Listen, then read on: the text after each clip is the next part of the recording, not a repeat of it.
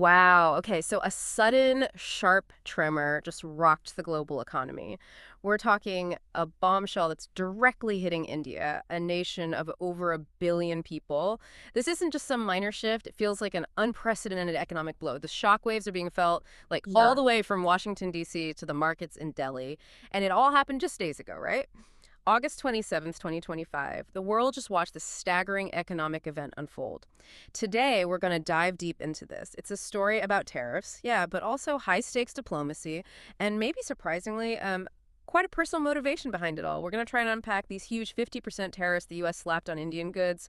We'll look at the complex series of events leading up to it, and we have to talk about the projected hit to India's economy, somewhere between 55 and $60 billion. This feels like more than just news. It could genuinely reshape global trade. It really could. And these aren't just numbers, are they? They're a huge test of India's sovereignty, its economic resilience, and maybe, just maybe, a recalibration of global power dynamics. What's really fascinating, I think, is how personal feelings can get tangled up with massive national policy decisions, especially when you're using economic leverage on this kind of scale. So yeah, we need to explore not just the what, the tariffs themselves, but the deep why behind them. And crucially, what happens next. For India, for trade, for these delicate international alliances we rely on. Okay, let's do that. To really get a handle on this economic earthquake, we need to go back a bit. Back to its roots, maybe. In the mountains of Kashmir.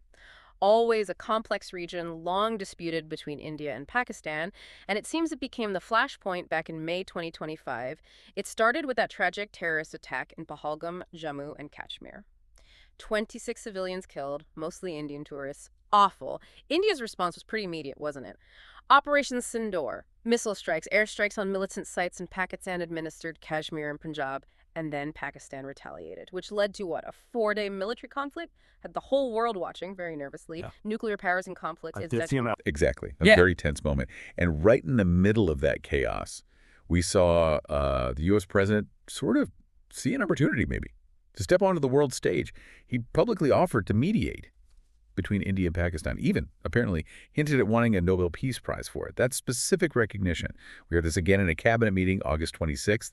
He apparently said he'd spoken to India's PM, warned both sides about trade consequences if they didn't stop fighting, and then later boasted something like, "We stopped wars between India and Pakistan," even suggested he stopped a potential nuclear war. Very bold claims. Hmm. But here's the twist, right? India flatly rejected any outside help, any third-party intervention. New Delhi's line has always been really firm on this. Kashmir is bilateral. Their sovereignty is key. It's between them and Pakistan, period. And in fact, they proved it. On May 10th, India's own military leadership, the DGMO, directly negotiated a ceasefire with Pakistan's, completely bypassed the U.S. offer. That wasn't just a quiet no thanks, was it? It felt like a very public statement about their independence and diplomacy. It certainly sent a message. Which brings us to a critical question. How does a global leader react when they're publicly, well, snubbed, sidelined like that? There's a report from Jefferies, the investment bank, that gives some insight here. It suggests this refusal genuinely bruised the U.S. president's ego, deeply, and the tariffs that followed. The report basically frames them less as strategic economic policy and more as a direct result of his personal pique. A reaction, essentially, to being cut out of a situation he thought could boost his global standing.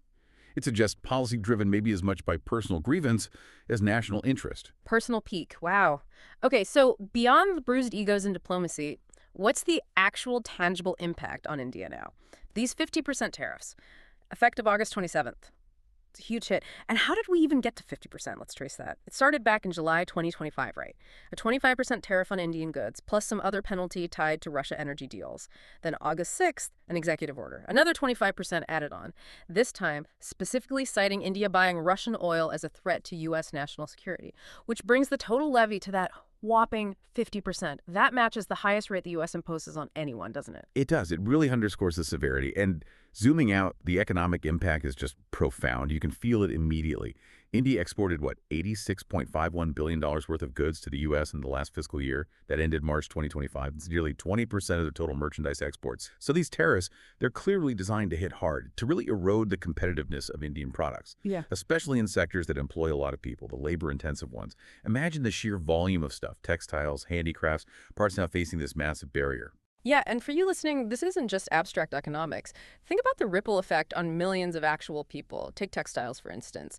That sector employs something like 45 million people in India. And A huge chunk, 34% of their exports go straight to the US. Or gems and jewelry, they send 33% of their stuff to America. The head of their industry association, Kirat Pansali, he warned that 30% of their entire global trade is now at risk. Businesses facing bankruptcy. I read about a weaver, Ishtiaq Ahmed Khan, in Hadohi, Uttar Pradesh, place known for handmade carpets. Fourth generation weaver, he was apparently shocked by the first 25% tariff.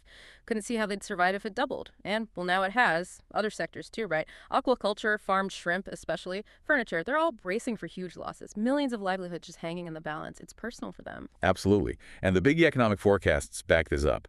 Goldman Sachs, for example, they estimate these tariffs could shave off zero point 0.6 percentage points from India's GDP growth, taking it down from a projected 7% to closer to 6% for both 2025 and 2026. That's significant. Chris Wood at Jefferies, he called the tariffs draconian.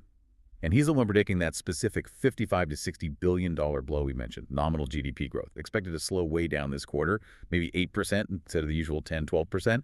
And FY26 growth could be the lowest in 2 decades if you exclude the COVID years. So, yeah, major impact. Okay, so the Kashmir incident might have been the spark, the immediate trigger perhaps, fueled by that personal peak idea. But it sounds like it's not the whole story. These tariffs probably also reflect some deeper, maybe longer simmering frustrations in the U.S.-India trade relationship. I think that's fair to say, yes. Agriculture, for one, has been a real sticking point for a long time. The U.S. has consistently pushed India to open up its farm and dairy markets more. But this runs into a huge domestic issue for India. You're talking about nearly 250 million farmers and agricultural laborers. That's what, 40% of the entire workforce? Liberalizing that sector could be absolutely devastating for rural communities. Politically, it's just incredibly difficult. No Indian government, including Modi's, would likely risk those consequences. It's kind of a red line. 250 million people, yeah. That's a huge political reality. And then there's the other thing, the elephant in the room, Russian oil. India keeps buying Russian oil, despite the conflict and U.S. pressure. Yeah. The U.S. president has been very vocal, very critical about that, sees it as undermining the effort to isolate Moscow, right? And that was the specific reason given for that second 25% tariff hike, the executive order citing national security. Very direct. It was. But India has its own perspective, and it's quite interesting. Their external affairs minister, S. Jaishankar, he's pointed out that Europe is actually still the biggest buyer of Russian fossil fuels, and often that fuel is refined in India before going to Europe. So he's highlighted what he basically calls Western hypocrisy on the issue. These kinds of tensions, they had already derailed a trade deal that was apparently almost finalized earlier in 2025, even before the Kashmir flare-up. They were close, apparently. But the attack in April, the military clashes that just stopped the talks dead. And now the tariffs have made things much, much worse. So stepping back, what does this all mean for the bigger picture, the geopolitical chessboard? Because these tariffs seem like they carry pretty significant risks, especially considering India's role for years now as this key democratic partner helping counterbalance China's influence in Asia. That's been a cornerstone of U.S. policy. It has, and that's the major risk here, continued economic pressure like this. Well, it could inadvertently push India closer to Beijing. And this isn't just theoretical. We're seeing signs. Direct flights between India and China. They were suspended for 5 years. They're set to resume next month, September 2025. That's a signal. India already imports a massive amount from China, $118 billion a year. That's 16% of their total imports, and it's growing, up 13% year on year. And think about critical things like solar panels. India needs those for its energy goals, and they rely heavily on China. Pushing India away could really alter the balance in Asia, maybe not in the way Washington intends. That Jefferies report you mentioned, it apparently called these tariffs a classic example of a conceptual vacuum in Washington. Strong words. Basically arguing that alienating India, this huge democratic counterweight to China, just isn't in America's own long-term national interest. The report warns that focusing on, personal grievances or short-term goals risks these much bigger strategic losses down the road. It's a high-stakes gamble. Definitely, a very high-stakes gamble. But India isn't just sitting back and taking it, are they? Despite the economic hit. Prime Minister Modi gave a speech recently emphasizing self-reliance. He invoked the spirit of India's independence movement, saying something like, "The greater a nation's reliance on others, the more its freedom comes into question." So that signals a clear push for domestic reforms, right? boosting their money to hit its self-reliant India strategy to try and offset these tariffs, a call to look inward. Exactly. And there are concrete ideas being floated about what they can actually do. How do you build resilience when facing this? Proposals include things like redirecting funds. They have this huge $1.3 trillion national infrastructure pipeline. The idea is put more money there, potentially get better returns. Niti Aayog estimates maybe 8% higher. Then there's technology. Piloting blockchain for land records, like they've started in Telangana. That could apparently save billions, maybe $5 billion a year just by reducing disputes. And regulatory reform. Decriminalizing minor violations under things like GST or the Companies Act, that could free up maybe $15 billion in capital currently tied up, especially for smaller businesses. So practical steps. It's interesting, though, that some big sectors seem to be untouched, at least for now, like India's huge IT services exports, $150 billion worth, and the global capability centers, the GCCs, that U.S. multinationals have in India, that's another $60 billion. Those seem exempt currently. The focus seems to be purely on goods, not services. Pharmaceuticals and electronics, too, big exports to the U.S., they're spared for the moment. For the moment, yes. But there have been threats, haven't there? Particularly around pharmaceuticals. Whispers of future duties, maybe even escalating to like 250%. 250%, wow. Yeah, so even in the spared sectors, there's this huge cloud of uncertainty hanging over them. So, wrapping this up for you, our listener, trying to make sense of all these complex global shifts, what we've seen unfold here really highlights this incredibly delicate dance between diplomacy, trade policy, and frankly, national pride. India's firm stance on Kashmir shows its commitment to sovereignty, even if it comes at a really steep economic price. And from the U.S. side, these tariffs look like a tool to assert influence, maybe dominance, driven by, it seems, a mix of that personal frustration and some broader policy aims. And for the average person in India, that weaver Ishtiaq Ahmad Khan, the shrimp farmers, this isn't some abstract diplomatic game. It's a direct hit, a threat to their livelihoods, their families' futures.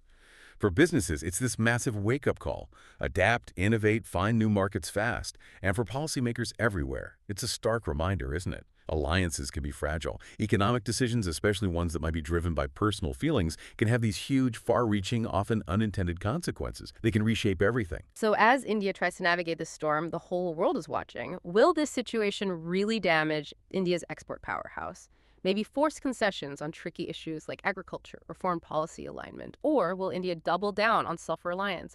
Use this crisis to actually accelerate its journey, maybe become a genuine rival to China's manufacturing strength, and redefine its own place in the world. It really feels like a defining moment. The choices being made right now, in the coming months, they'll shape not just India's future, but potentially the entire global economic and strategic map. Definitely keep your eyes on this space. This story is absolutely far from over.